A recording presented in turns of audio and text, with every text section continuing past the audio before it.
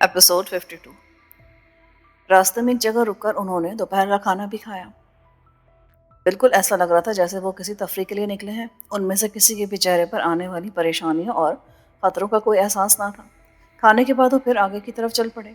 रास्ते में एक देहाती से उन्होंने नीलमगढ़ का रास्ता भी मालूम किया। वो सही सिमत में जा रहे थे और उस देहाती के मुताबिक नीलमगढ़ अभी भी 2 घंटों की मुसाफत पर था। वो बस्ती उस नीलमगढ़ से भी आगे थी। शानू को यही बताया गया था कि वो बस्ती एक ऐसी जगह तामीर की गई है जिस तरफ जाते हुए लोग खौफजदा हुआ करते हैं, क्योंकि उनके ख्याल में वो जगह जिनों भूतों का मस्कन बन के रह गई है, जबकि हकीकत ये थी कि वहाँ लीमार्क ने अपने साथियों के साथ बसेरा कर रखा था। नीलमगढ़ तक पहुँचने में उन्हें 2 के बजाय 3 घंटे लगे। ये एक छोटा सा लेकिन साफ सुथरा शहर था, जहाँ के काबिल दीद मकामात में एक पार्क और महाराजा का महल था। उनकी जीप उस कस्बे के मरकजी बाजार से होती हुई आगे बढ़ गई। कस्बे से बाहर आने के बाद जो सबसे पहले आदमी दिखाई दिया, जीप उसी के पास रुकी। वो उन दोनों को देखकर हैरान हुआ। क्यों भाई, यहाँ कोई ऐसी जगह है जहाँ शिकार वगैरह खेला जा सके? शानू ने पूछा। तो आप लोग शिकारी हैं क्या? हाँ भाई, कोशिश करेंगे, शायद कुछ हाथ आ जाए। दावर ने कहा। पहली बार इस तरफ आए हैं, इसलिए रास्ता मालूम नहीं है। खरगोश और दूसरे छोटे जानवरों के लिए बगान बाड़ी बहुत अच्छी जगह है जनाब। दाएं हाथ पर चले जाएं, आगे जाकर एक छोटी सी आबशार मिलेगी। आबशार से बाएं जानिब जाएं, सरकंडों की झाड़ियों के बाद बगान बाड़ी के जंगलात शुरू हो जाते हैं। वहाँ छोटा शिकार बहुत है। आजकल सब लोग उसी तरफ जाते हैं, वरना पहले रामवादी जाया करते थे। क्यों? अब रामवादी क्यों नहीं जाते? वो जगह खतरनाक हो गई है जनाब। रात के वक्त अजीब अजीब आवाज़ें सुनाई देती हैं, रंग बिरंगी रोशनियाँ दिखाई देती हैं, कभी कभी गोलियाँ चलने की आवाज़ें आती हैं, इंसानी चीखें सुनाई देती हैं। ये तो वाकई अजीब बात है। क्या इलाके की पुलिस ने पता नहीं चला है कि वहाँ क्या है? पुलिस वाले भी तो हम जैसे इंसान ही होते हैं। फिर जब से 2-3 पुलिस वाले उधर जाकर गायब हुए हैं, पुलिस वालों ने ध्यान देना छोड़ दिया है। ये रामवादी किस तरफ है?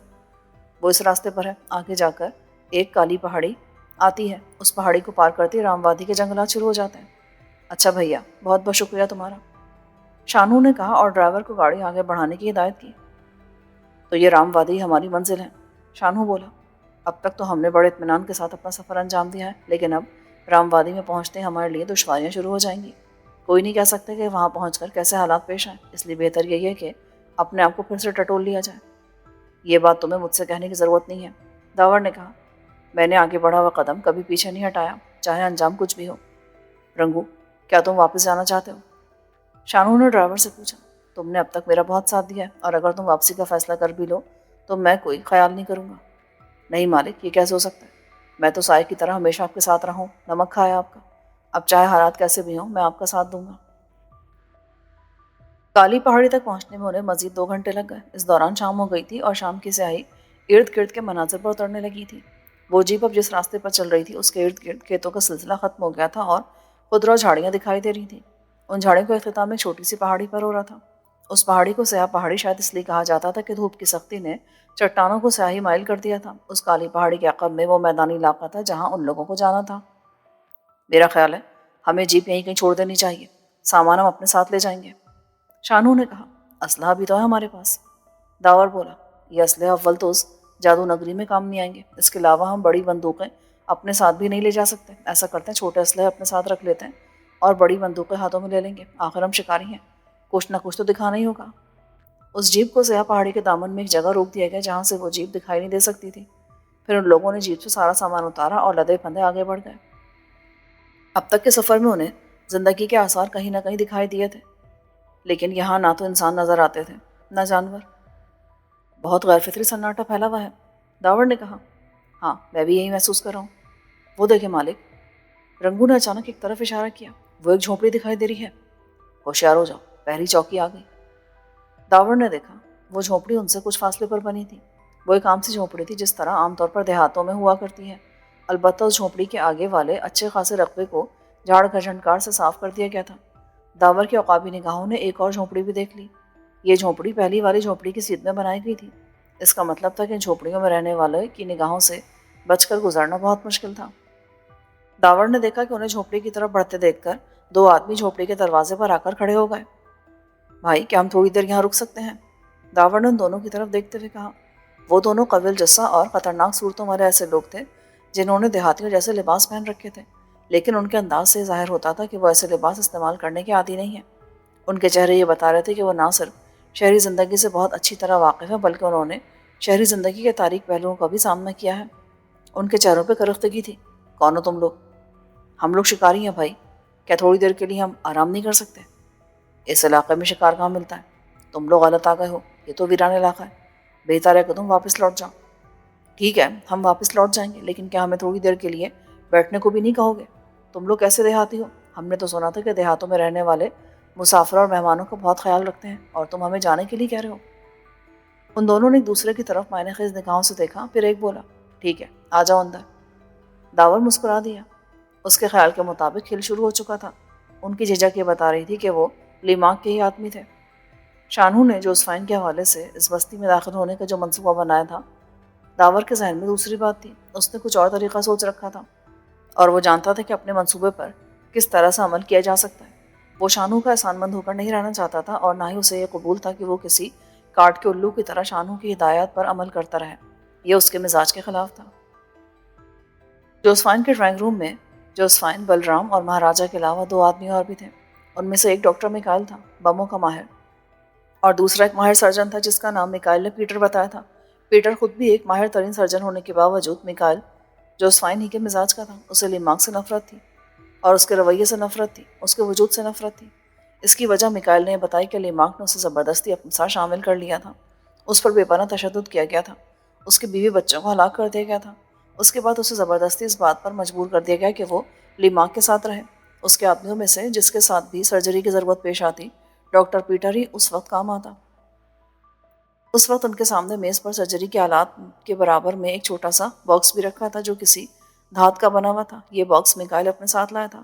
نوجوان، تمہارا جذبہ قابل دید ہے، پیٹر نے بلرام سے کہا، لیکن بہتر ہے کہ ایک بار پھر سوچ لو۔ ہم لوگ جو طریقہ اختیار کر رہے ہیں اس میں تمہاری موت بالکل یقینی ہے۔ موت تو خیر ہم لوگوں کی بھی ہے، لیکن ہماری موت یقینی نہیں ہے۔ ہو سکتا ہے اس تباہی میں ہم میں سے کوئی نہ کوئی بچ نکلنے میں کامیاب ہو جائے، لیکن تمہارے پر خچوڑ جائیں گے۔ میں نے بہت سوچ سمجھ کر یہ فیصلہ کیا ہے۔ زندگی انسان کو صرف ایک بار ملتی ہے، اور اگر یہ کسی بڑے مقصد میں کام آ جائے تو اس سے اچھی بات اور کیا ہوگی؟ ٹھیک ہے، اب میں تمہیں وہ بم دکھاتا ہوں جو شاید موجودہ عہد کا سب سے حیرت انگیز بم ہے۔ یہ کہہ کر میکائل نے دھاتی باکس کو کھول لیا۔ اس باکس کے اندر ایک چھوٹا سا کیپسول تھا۔ اس کے اوپری حصے میں لہریں بنتی اور بگڑتی محسوس ہو رہی تھیں۔ کئی رنگ سمٹتے، پھیلتے اور پھر ختم ہو جاتے۔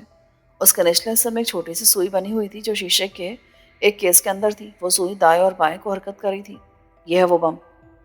میکائل نے بڑے احتیاط سے اس بم کو اٹھاتے ہوئے کہا، یہ بم تصور سے کہیں زیادہ تباہ کن ہے۔ ہم اسے الٹرا ویو کے ذریعے کنٹرول کرتے ہیں، اور اوپری حصے میں رنگ بدلتی ہوئی روشنیاں جوہری اثرات اور توانائی کو ظاہر کر رہی ہیں، جبکہ دوسرا حصہ کمپیوٹر کی طرح ہے، ایک ایسے کمپیوٹر کی طرح جسے خیال کی لہروں کے ذریعے کنٹرول کیا جاتا ہے۔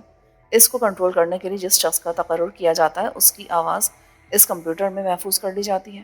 اس کے اندر ایک بہت مختصر سا آلہ لگایا گیا ہے جو اس شخص کی آواز، لہجے اور فریکوینسی کو محفوظ کر لیتا ہے۔ پھر جب وہ شخص وہی بات دہراتا ہے تو یہ کمپیوٹر بیدار ہو کر اوپری حصے کو متحرک کر دیتا ہے، اور اس طرح یہ بم پھٹ جاتا ہے۔ بہت ہی حیرت انگیز ایجاد ہے، مہاراجا نے تبصرہ کیا۔ چلیں، آپ لوگ اپنا کام شروع کریں، بلرام نے کہا۔ پہلے تو تم 1 سے 10 تک گنتی گنو، میکائل نے کہا۔ اس کمپیوٹر کو یہ فیڈ کر دیا جائے گا کہ جب تم 10 تک پہنچو تو یہ بم پھاڑ دے۔ میکائل نے اس چھوٹے سے کیپسول کا کوئی حصہ دبایا اور بہت ہلکی سی گھوں گھوں کی آواز گونجنے لگی۔ یہ آواز ایسی تھی کہ بہت غور سے سننے کے بعد ہی محسوس کی جا سکتی تھی۔ کمپیوٹر نے اپنا کام شروع کر دیا ہے، لیکن اس وقت یہ منفی سمت میں ہے، یعنی تم 10 تک کی گنتی گن بھی لوگے تب بھی کچھ نہیں ہوگا، صرف تمہاری آواز سیف ہوگی۔ پھر جب تم اپنی گنتی کمپلیٹ کر لوگے تو میں اس کمپیوٹر کو پازیٹیو کر دوں گا۔ اس کے بعد جہاں تم نے 10 تک گنتی گنی وہاں یہ بم پھٹ پڑے گا۔ چلو شروع ہو جاؤ۔ بلرام نے ایک نظر جوزفائن کی طرف دیکھا۔ اس کے ہونٹ دھیرے دھیرے لرز رہے تھے، جیسے وہ اپنی دلی کیفیت کو چھپانے کی کوشش کر رہی ہوں۔ بلرام نے جوزفائن پر سے نظریں ہٹا کر گنتی گننا شروع کر دی۔ سب لوگ سانس روکے ہوئے بلرام اور اس کے کیپسول کی طرف دیکھ رہے تھے، جس کی سوئی دھیرے دھیرے لرز رہی تھی۔ اس کمرے میں سوائے بلرام کی آواز کے اور کوئی آواز نہیں گونج رہی تھی۔ پھر بلرام نے گنتی مکمل کر لی۔ میکائل نے کیپسول کی سوئی کو پازیٹیو کرتے ہوئے گہری سانس لیتے ہوئے کیپسول کا ڈبہ دوبارہ میز پر رکھ دیا۔ ایک مرحلہ ختم ہوا تھا۔ اس خطرناک اور تباہی مچانے والے چھوٹے سے بم میں بلراج کی آواز بھر دی گئی تھی، جو 10 تک گنتی گننے کے بعد اس بم کو متحرک کر سکتا تھا۔ بم رکھتے اس کمرے میں زندگی کی لہر دوڑ گئی۔ جوزفائن نے آگے بڑھ کر بے ساختہ بلرام کا ہاتھ پکڑ لیا۔ اس نے کچھ نہیں کہا، لیکن بلرام اس کی خاموشی کو سمجھ کر دھیرے سے مسکرا دیا۔ جوزفائن کی خاموشی نے اسے بہت کچھ بتا دیا تھا۔ تو اب یہ تمہارے حکم کا پابند ہو گیا ہے، तुम जब चाहो उसे तबाह कर सकते हो। मिकाइल ने कहा। मेरे जहन में एक बात और आ रही है। महाराजा ने कहा। क्या ज़रूरी है कि इस बम को फाड़ने के लिए इस बम को बलराज के जिस्म के अंदर ही रखा जाए? जब ये बम इतना ही ताकतवर है तो उसे कहीं भी रखकर फाड़ा जा सकता है। ये सवाल बहुत अच्छा है महाराजा साहब, मिकाइल बोला, लेकिन मसला है कि लीमार्क बेवकूफ़ नहीं है। वो उस खौफनाक प्लांट जिस हॉल में रखा गया है, वो हॉल इतना मजबूत है कि उस पर किसी किस्म के बम का असर नहीं हो सकता। ये दुरुस्त है कि ये बम बहुत तबाहकुन है, इसके असरात दूर तक महसूस किए जाएंगे, लेकिन इस हॉल पर कोई असर नहीं होगा। वो गौर और लीमार्क की रहायशगाह अपनी जगह मौजूद रहेगी। अगर ये पूरी बस्ती भी मुकम्मल तौर पर तबाह हो जाए, यहाँ मौजूद हर शख्स की मौत वाक़ हो जाए और सिर्फ लीमार्क और ट्रांसपेरेंट प्लांट बाकी रह जाए, तब भी लीमार्क इस मुल्क के लिए एक ख़तरनाक अफरियत साबित हो सकता है। उसके इरादों पर कोई फ़र्क नहीं पड़ेगा। वो किस तरह? तबाही की सूरत में वो अफरादी क़ुव्वत कहाँ से लाएगा? महाराजा ने पूछा। ज़रूरत क्या है अफरादी क़ुव्वत की? वो अपने आप को हज़ारों सूरतों में तख्लीक कर लेगा। एक के बजाय हज़ारों लीमार्क घूमते दिखाई देंगे। ऐसी सूरत में और भी ज़्यादा तबाही का अंदेशा है। इसलिए तो मैं चाहता हूँ कि जल्द अज जल्द ये काम शुरू कर दिया जाए। मिस्टर पीटर, आप तैयारी करें। यह ऑपरेशन बहुत मामूली होगा, पीटर ने कहा। इस कैप्सूल को आपकी रान के अंदर रख दिया जाएगा। हम इस पर एक ख़ास किस्म की कोटिंग कर देंगे, जिसकी वजह से हसास तरीन नाला भी आपके जिस्म में इस बम की मौजूदगी का पता नहीं चला सकेगा। ये ज़ख़म अगरचे मामूली होगा, फिर भी इसे भरने में 1-2 दिन लग जाएंगे। इस दौरान आपको मुकम्मल रेस्ट करना होगा। जो शख्स मौत के मुंह में जा रहा हो, उसके लिए इससे क्या फ़र्क पड़ता है कि उसका ज़ख़म भरे या ना भरे? बलराम ने मुस्कुराते हुए कहा। तुम वाकई बहुत अजीम इंसान हो बलराम, जोस्वाइन ने कहा। मैं नहीं, बल्कि मेरा जज्बा अजीम है। एक ही बात है, अजीम जज्बे अजीम लोगों के ही पास हुआ करते हैं। अब तुम इस मेज़ पर लेट जाओ नौजवान। पीटर ने एक बड़ी मेज़ की तरफ इशारा किया, ताकि यह अजीम काम शुरू किया जा सके। यह वक्त गवाह रहेगा कि हम लोगों ने पूरी इंसानियत को लीमार्क जैसे इंसान के शर से बचाने के लिए एक बहुत बड़ी कुर्बानी दी है। इस अजीम किरदार में हमारी हैसियत सानवी है। असल किरदार जोस्वाइन और बलराम के हैं। जोस्वाइन ने मुस्कुराते हुए बलराम की तरफ देखा, फिर उसने आगे बढ़कर बलराम का एक हाथ थामकर उसे उसकी हथेली पर बोसा दिया और चंद कदम पीछे हट गई। बलराम मुस्कुराता हुआ उस मेज़ की तरफ बढ़ गया जिस पर उसे सर्जरी के अमल से गुजरना था। उसी वक्त फ़ोन की घंटी बजी। वो एक बहुत बड़ा हॉल था। हॉल की बनावट हैरत अंगेज थी। उसकी छत बहुत ऊंची थी और छत पर मुख्तलिफ रंगों की रोशनियां लहरें ले रही थीं। उस हॉल की दीवारों के साथ मुख्तलिफ नौयत की मशीनें भी लगी थीं। ये मशीनें जिसामत में किसी रेडियो से लेकर ट्रैक्टर तक की थीं। उन मशीनों से मुख्तलिफ रंग बिरंगे तार निकलकर हॉल से बाहर चले गए थे। उस हॉल में कोई खिड़की, कोई दरवाज़ा, कोई रोशनदान नहीं था। इसके बावजूद घुटन का शायबा तक ना था। घूं घूं की हल्की हल्की आवाज़ें जाहिर कर रही थी कि उस हॉल में कोई एयर कंडीशनिंग प्लांट लगा हुआ है, इसलिए हॉल में खुशगवार सी ठंडक पाई जाती थी। हॉल में एक दीवार के साथ एक बड़ा सा डाइस बना हुआ था। उस डाइस पर शीशे के कई अदद केसेस थे। ये ताबूत नुमा केस किसी इंसान के कद के बराबर थे। डाइस के मरकज़ में एक अजीब किस्म की मशीन थी जिसके 2 हिस्से थे। एक हिस्से में बेशुमार डायल और बटन वगैरह बने थे, जबकि दूसरा हिस्सा एक शीशा नुमा बड़े से केस का था। उस मशीन से कई अदद तार निकलकर दूसरे ताबूतों की तरफ जा रहे थे। डाइस पर जाने के लिए कई सीढ़ियां बनी हुई थी। उनमें से पहली सीढ़ी पर एक तवील कामत आदमी खड़ा था। उसने सर से पांव तक सफ़ेद रंग का एक गाउन पहन रखा था। वो 40-45 बरस का एक ऐसा आदमी था जिसके चेहरे से ही बेपनाह जहानत का अंदाजा होता था। उसकी आंखें इतनी रोशन थी जैसे चिराग चल रहे हों। यही लीमार्क था। अचानक डाइस के नीचे वाले एक सतून से हल्की सी बीप की आवाज़ आने लगी। लीमार्क ने चौंक कर सतून की तरफ देखा। उस सतून के टीवी स्क्रीन पर एक इंसानी चेहरा नमूदार हुआ। क्या बात है? तुम्हें मालूम नहीं कि जब मैं इस हॉल में होता हूँ तो मुझे डिस्टर्ब नहीं किया जाता? लीमार्क ने दरश्त लहजे में कहा। मैं अच्छी तरह जानता हूँ जनाब, लेकिन मुझे मजबूर किया गया कि मैं आपसे रब्ता कायम करूँ। मजबूर किया गया है? क्या बकवास करते हो? किसने मजबूर किया है? लीमार्क ने गुस्से से कहा। मनोहर प्रकाश ने जनाब। कौन मनोहर? ट्रांसमीटर ऑपरेटर जनाब, वो आपसे मिलना चाहता है। क्या बकवास है? मैं अब ऐसे छोटे छोटे लोगों से मिलूंगा? मैंने उसे समझाने की कोशिश की थी, लेकिन वो आपसे मिलने के लिए बज़िद हो रहा है। जब मैंने उसे टालना चाहा तो वो मुझ पर पिस्तौल तान कर खड़ा हो गया। वो हर हाल में आपसे मिलना चाहता है। उसके कहने के मुताबिक वो आपको कोई अहम इत्तला देना चाहता है। क्या मुसीबत है? चलो बुलाओ उसे। अब टीवी स्क्रीन पर एक दूसरा आदमी का चेहरा दिखाई दिया। ये जवान उम्र का आदमी था जो इस वक्त बहुत खौफजदा लग रहा था। हाँ बताओ, क्या बात है? क्या कहना चाहते हो? ऐसा नहीं जनाब, मैं आपके सामने आकर अर्ज़ करूँगा। क्या बकवास है? क्या तुम जानते नहीं मेरा वक्त कितना कीमती है? मुझे एहसास है बॉस, लेकिन बात ही ऐसी है कि सिर्फ आपसे ही कही जा सकती है। मैं इस गुस्ताखी के लिए आपसे माफ़ी चाहता हूँ। अगर वो बात अहम नहीं हो तो आप बेशक मुझे गोली मार दें, मैं अपनी जान तक देने को तैयार हूँ। अच्छा, तो वो बात इतनी अहम है? जी जनाब। ठीक है, तो तुम आ सकते हो। लीमार्क की इजाज़त के साथ ही टीवी स्क्रीन तारीक हो गई। कुछ ही देर बाद मुकम्मल चेकिंग करके मनोहर को अंदर आने की इजाज़त मिली। आओ, आगे आओ। कहो, क्या बात है? جو کہنا جلدی کہو، بات بہت اہم ہونی چاہیے ورنہ میں بہت برا سلوک کروں گا۔ میں اسی اہم بات کے لیے آیا ہوں باس۔ بتاؤ کیا بات ہے؟ باس، اب سے کچھ دنوں پہلے آپ کے حکم سے اس علاقے میں ہر جگہ جاسوسی کرنے والے حساس آلات لگا دیے گئے تھے۔ یہ 2 قسم کے آلات تھے، آواز سنانے والا اور تصویر دکھانے والا۔ ہاں ہاں مجھے یاد ہے، اصل بات بتاؤ، یہ سب میں پہلے سے جانتا ہوں۔ جناب، اس معاملے میں مجھ سے غلطی ہو گئی، یہ ایک بہت بڑی غلطی ہے، لیکن مجھے امید ہے کہ آپ جب اس غلطی سے ہونے والے فائدے پر غور کریں گے نا تو مجھے معاف کر دیں گے۔ کیا آپ بکواس کر رہے ہو؟ Come to the point. جناب، بات یہ ہے کہ یہ آلات صرف 2 اور 3 جگہوں کے علاوہ پورے علاقے میں لگا دیے گئے ہیں۔ آپ کی بہن جوزفائن کے ہاں بھی ایسے آلات لگائے گئے تھے، لیکن آپ کے کہنے پر یہ آلات محترمہ کے گھر سے ہٹا لیے گئے تھے۔ ہاں میں جانتا ہوں، اسی معاملے میں مجھ سے غلطی ہو گئی جناب۔ اب اگر تم نے صاف صاف نہیں بتایا نا تو میں اسی وقت تمہاری چھٹی کر دوں گا۔ میں بتا رہا ہوں، آپ جانتے ہیں نا کہ آپ کا یہ غلام ایسے آلات پر تعینات کیا گیا ہے۔ اس علاقے میں ہونے والی ذرا سی سرگوشی بھی میں ریکارڈ کر لیتا ہوں۔ اگر عام سی باتیں ہوں تو انہیں ضائع کر دیا جاتا ہے، اگر خاص بات ہو تو آپ تک پہنچا دی جاتی ہے۔ تو ہوا یہ جناب کہ محترمہ جوزفائن کے ایسے آلات ہٹانے میں مجھ سے غلطی ہو گئی۔ نہ جانے کس طرح تصویریں اتارنے والے اور دکھانے والے آلات تو ہٹا لیے گئے، لیکن آواز سنانے والے آلات وہاں سے ہٹائے نہیں جا سکے، وہ ابھی تک وہیں لگے۔ کیا کہا؟ اتنی بڑی غلطی؟ جانتے بھی ہو کہ تم نے کتنی بڑی غلطی کی ہے؟ مجھے اس کا احساس ہے جناب، لیکن اس غلطی کی وجہ سے ایک ایسی بات کا پتہ چلا ہے کہ میں آپ کو بتا بھی نہیں سکتا۔ کون سی بات؟ آپ کی بہن آپ کے خلاف ایک خطرناک سازش کر رہی ہے۔ کیا؟ دماغ نے چلا کر کہا اور اچانک منوہر کی گردن پکڑ لی۔ بکواس کرتا ہے تو میں تجھے کتے کی موت ماروں گا۔ نہیں نہیں باس، میں سچ کہہ رہا ہوں، میرے پاس اس کا ثبوت موجود ہے۔ کہاں ہے ثبوت؟ لیماک نے اس کی گردن چھوڑ دی۔ بتا کہاں ہے ثبوت؟ منوہر نے اپنی جیب سے چھوٹا سا کیسٹ نکال کر اس کی طرف بڑھا دیا۔ یہ لے جناب، میں نے اس گھر میں ہونے والی گفتگو ریکارڈ کر لی ہے۔ لیماک نے اس کے ہاتھ سے کیسٹ جھپٹ لی اور دروازے کی طرف دوڑ لگا دی۔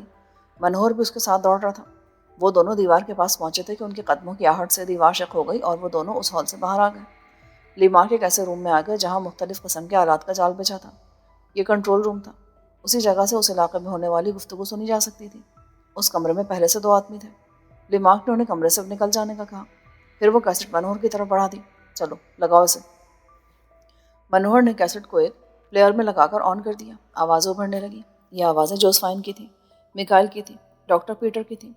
لیماک کے لیے ان آوازوں کو شناخت کرنا مشکل ثابت نہ ہوا۔ وہ ان آوازوں کو اچھی طرح پہچانتا تھا۔ اس کے علاوہ 2 آوازیں اور تھیں، یہ بلرام اور مہاراجا کی آوازیں تھیں۔ ان کی گفتگو سن سن کر لیماک کے اعصاب کشیدہ ہوتے جا رہے تھے۔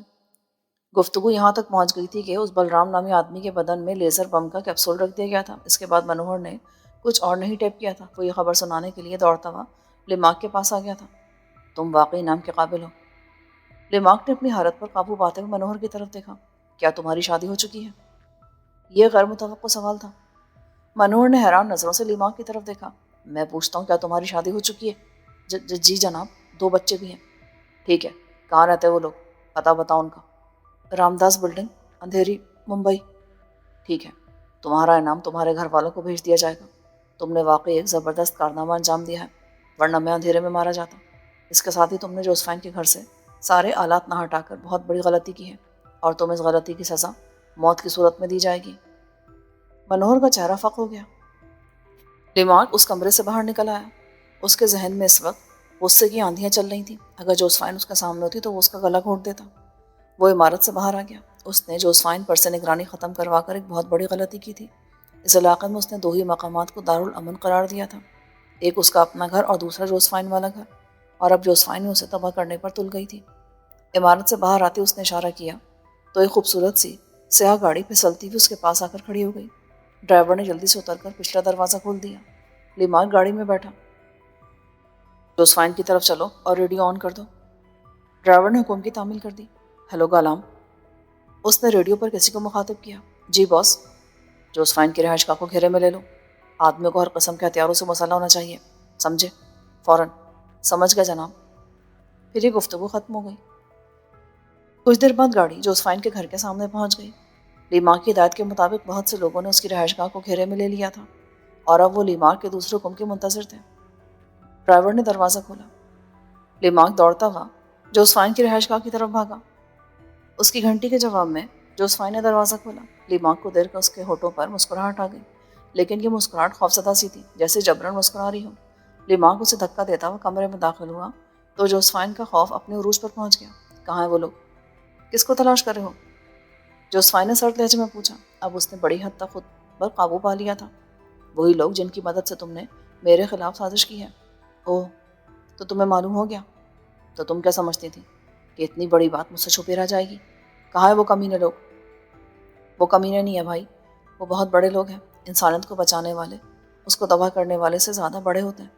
बकवास मत करो, तुम्हें भी मैं इस हरकत की सज़ा दूंगा, लेकिन पहले तुम उन लोगों का पता बताओ, किधर है वो? तुम खुद तलाश कर लो, लेकिन तुम इतना घबरा क्यों रहे हो? आखिर तुम्हें हो क्या जोजी? तुम मेरी बहन हो, इसीलिए तो मैंने तुम्हारे खिलाफ ही सब कुछ किया है। भाई के गुनाहों का ज़ाला बहन तो कर सकती है ना। हो सकता है इस तरह हमारे वालिदैन की रूहों को कुछ सुकून मिल जाए, वरना वो तुम्हारी हरकतें देख देख कर परेशान हो रहे होंगे, कर में मुब्तला होंगे। बकवास बंद करो, बताओ कहाँ है वो? मैं तुम्हें एक बात बता दूँ, वो चाहे जहाँ भी हो, इबरतनाक सज़ा से बच नहीं सकते। उन्हें खुद भी ज़िंदगी की ख्वाहिश नहीं है भाई, वो मरना ही चाहते हैं, इसीलिए तो उन्होंने इतना बड़ा कदम उठाया है। क्या तुम पागल हो गई हो? नहीं, अब मुझे होश आ गया है। पागल तो मैं पहले थी जो तुम पर फख्र करती थी। मैं कहता हूँ अपनी बकवास बंद करो, मुझे उन लोगों के बारे में बताओ जिन्होंने मुझसे गद्दारी की है। मैं मिकाइल और पीटर पर बहुत भरोसा करता था, लेकिन वो दोनों आस्तीन के सांप साबित हुए। ऐसा मत कहो, तुम्हारे इर्द गिर्द लोगों की भीड़ में वही दोनों तो सच्चे इंसान निकले हैं। देखो जोसेफाइन, तुम मेरी बहन हो, इसलिए मैं तुम्हें एक मौका और दे रहा हूँ। मैं तुम्हारी गलती माफ़ करने को तैयार हूँ। मेरी तरह इस मुल्क में हज़ारों और भी औरतें होंगी जो किसी न किसी की बहन होंगी। मैं अपनी एक जान बचाकर सबके लिए अजाब मोल नहीं ले सकती। दिमाग गुस्से में जलाकर अपने पाँव फर्श पर मारने लगा। अच्छा मत बताओ। उसने अपनी जेब से रिवॉल्वर निकालकर उसका रुख जोसेफाइन की तरफ कर दिया। शायद तुम्हें मालूम नहीं कि इंसान पर जब इक़्तिदार का नशा सवार हो जाता है तो उसके लिए रिश्ते बेमाने होकर रह जाते हैं। तुम भी इस वक्त मेरे लिए सिर्फ एक औरत हो, एक ऐसी कमअक़ल और बदबख्त औरत जिसने मेरे खिलाफ बगावत की, और मैं ऐसी किसी गद्दार को माफ़ करने का कायल नहीं हूँ। उसने अपना रिवॉल्वर वाला हाथ बुलंद कर लिया। जोसेफाइन ने अपनी आंखें बंद कर ली। किसी भी लम्हे गोली चल सकती थी। उसी वक्त कमरे का दरवाज़ा खुला और मिकाइल और डॉक्टर पीटर दोनों बाहर आ गए। उनके साथ बलराम और महाराजा भी थे। रिमार्क ने अपना हाथ झुका लिया। आखिर तुम जैसे हकीर कीड़ों ने इतना बड़ा कदम उठाने का फैसला कैसे कर लिया? रिमार्क, हम जैसे कीड़े इस जुल्म की राह रोक सकते हैं, मिकाइल ने कहा। बहुत देर बाद होश आया तुम्हें? क्या इससे पहले तुम्हें यह अंदाज़ा नहीं था कि तुम मेरे साथ मिलकर क्या कर रहे हो? होश जब भी आ जाए उसे गनीमत समझना चाहिए। पीटर बोल उठा। ठीक है, अगर तुम लोगों ने अपना दिमाग ख़राब कर ही लिया है तो फिर इबरतनाक अंजाम के लिए तैयार हो जाओ। नहीं लिमाक, इबरतनाक अंजाम हमारा नहीं तुम्हारा होगा। बलराम ने कहा। तुम कौन हो? मैं उस वक्त तक अपना मुकम्मल तारुफ नहीं कराऊंगा, लेकिन अगर तुम्हें सारे हालात का इल्म हो गया तो इतना जान लो कि वो बम मेरे ही बदन में महफूज है। क्या? लिमाक ने नाकाबिले यकीन निगाहों से बलराम की तरफ देखा। ठीक है, अब मैं कुछ भी नहीं कर सकता। तुम लोगों ने अपनी चालाकी से बाजी जीत ली है। तुम वाकई मुझे तबाह कर सकते हो। मैं जा रहा हूँ। मैं नहीं चाहता कि मेरी बनाई हुई हैरत अंगेज़ दुनिया तबाह हो जाए। तुम लोग इसे मेरे जाने के बाद हुकूमत के हवाले कर देना। मेरे लिए यही बहुत है कि ये बस्ती महफूज रहेगी। और तुम कहाँ जाओगे? जोसेफाइन ने पूछा। अब मेरा यहाँ रुकना बेकार है। कहानी ख़त्म हो जाए तो किरदारों को पसे पोश चले जाना चाहिए। मैं भी पसे मंज़र में जा रहा हूँ। अब तुम में से कोई भी मेरी जहानत की दास्तान नहीं सुन सकेगा। अब मैं कोई याद नहीं करूँगा। मैं भूल जाऊँगा कि मैं एक ज़हीन आदमी हूँ। कहीं ऐसी जगह चला जाऊँगा जहाँ मुझे पहचानने वाला कोई भी ना हो। मेरे लिए अब गुमनामी बेहतर होगी। मैं जा रहा हूँ ताकि तुम लोग एक नई ज़िंदगी गुजार सको, एक ऐसी ज़िंदगी जिसमें मेरा कोई खौफ ना हो। लीमार की आवाज़ से उसकी शिकस्तगी का अंदाज़ा हो रहा था। कमरे की फ़िज़ा अचानक बोझल हो गई। वो सब बड़ी हैरत से लीमार को देख रहे थे। वो दरवाजे की तरफ मुड़ गया। दरवाजे के पास पहुंचकर वो अचानक मुड़ा और उसने अपने हाथ में दबे हुए रिवॉल्वर का ट्रिगर दबा दिया। उसने बलराम का निशाना लिया था। बलराम चीख कर एक तरफ उलट गया। गोली उसके पेट में धंस गई थी। इसके साथ ही लीमाक का कहकहा गूंज उठा। बेवकूफ़ों, तुम लोग ये समझ रहे थे कि मैं वाकई इस हैरत अंगेज़ बस्ती को छोड़कर कहीं चला जाऊंगा? मैंने इस शख्स को गोली मार दी जिसके बदन में बम महफूज है। इस बम को एक्टिव करने के लिए इसे यकीनन 10 तक गिनना होगा और मैं इसे गिनती मुकम्मल नहीं करने दूंगा। समझे तुम लोग? सबके सब सख्ते के आलम में खड़े रह गए। बाजी अचानक उलट गई थी। तुम जलील इंसान। जोसेफाइन बेभर उठी और फिर दौड़ती हुई बलराम के पास पहुंची। गिनना शुरू करो बलराम, खुदा के लिए गिनना शुरू करो। बलराम ने अपनी बुझती आंखों से जोसेफाइन की तरफ देखा। उसके होंठों से खून बह रहा था। 1, 2। उसी वक्त लिमाक ने दूसरी गोली चला दी। ये गोली बलराम के शाने में उतर गई। खड़े हो जाओ तुम लोग बलराम के सामने। जोसेफाइन दौड़ी। महाराजा पीटर और मिकाइल बलराम के सामने दीवार बनाकर खड़े हो गए। हट जाओ एक तरफ, वरना मैं एक एक को मार डालूंगा। लिमाक चिल्लाया लेकिन कोई हिला तक नहीं। लिमाक ने चिल्लाकर तीसरी गोली चला दी। یہ مہاراجا کو لگی۔ وہ اپنا سینہ پکڑ کر ایک طرف جا گرے۔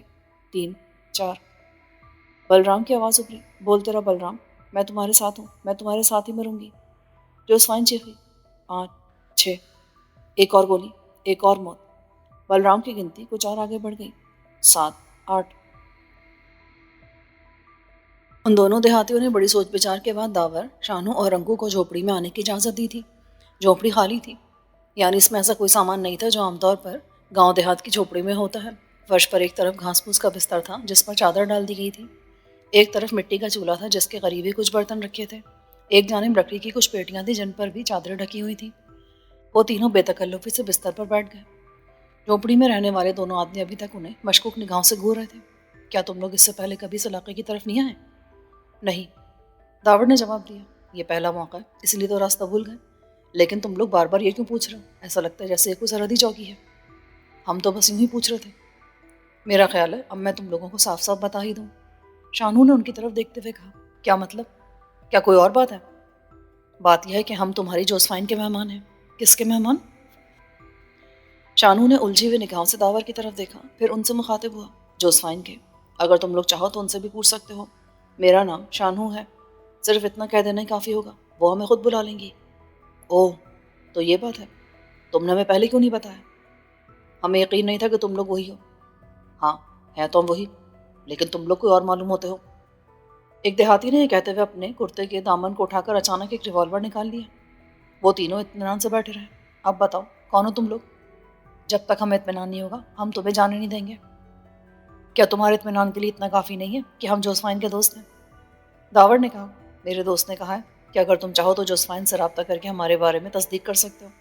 اگر جوسفائن نے ہمیں بستی میں داخل ہونے کی اجازت دے دی تو ٹھیک ہے، ورنہ تم ہمیں گولی مار دینا، بس اس سے زیادہ ہم اپنے لیے کچھ نہیں کہہ سکتے۔ وہ دونوں ایک دوسرے کو معنی خیز نگاہوں سے دیکھنے لگے۔ ریوالور والے نے دوسرے کو اشارہ کیا، دوسرا ان دونوں کی طرف دیکھتے ہوئے جھوپڑی سے باہر چلا گیا۔ اسی لمحے وہ سب کچھ ہو گیا جس کا تصور بھی نہیں کیا جا سکتا۔ دوسرا شخص جھوپڑی کے دروازے کی طرف بڑھا اور اسی وقت قیامت برپا ہو گئی۔ یہ ایسی قیامت تھی جس نے انہیں زمین سے الگ کر دیا تھا۔ وہ دھماکہ اتنا شدید تھا جیسے ہزاروں آتش فشاں ایک ساتھ پھٹ پڑے ہوں۔ داور نے بوکھلا کر اٹھنے کی کوشش کی لیکن آگ کی بارش شروع ہو گئی تھی۔ ہزاروں چنگاریاں، ہزاروں شعلے، ہزاروں زلزلے۔ وہ ان چنگاریوں اور شعلوں کے درمیان گر کر رہ گیا تھا۔ اس کی آواز بند ہو گئی اور پھر سب کچھ ختم ہو گیا۔